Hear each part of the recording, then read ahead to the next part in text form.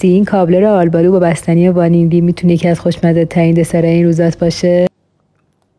بچه‌ها خیلی خوبه، خیلی. اول از همه آلبالوها رو که هسته گرفتیم همراه شکر، یه کوچولو نشاسته ذره، یه قاشق چای خوری میریزم، یه دونه لیمو ترشو پوستشو کنده میکنیم که بهش میگن زست لیمو دیگه. آب یه دونه لیمو ترش هم میریزیم، همه رو با هم ترکیب میکنیم که میذارمش کنار. میریم سراغ مواد کیکمون. خب حالا آرد، بیکینگ پودر، شکر، یه پینچ نمک و شیر. دیگه فقط کافیه با یه همزن دستی همه رو خوب با هم ترکیب کنیم. انقدر هم زدم تا اینجوری یک دست شد. کره رو همینجوری میندازم تو قالب، میذارمش توی فر یا ماکروفر که آب بشه. آلبالوها رو آبکش میکنم که آب اضافهش گرفته بشه.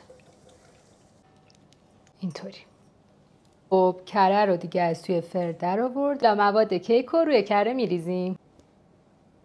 دیگه فقط کافیه آلبالوها رو بریزیم.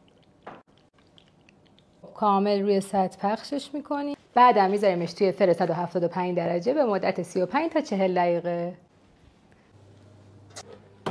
ببین چی شد.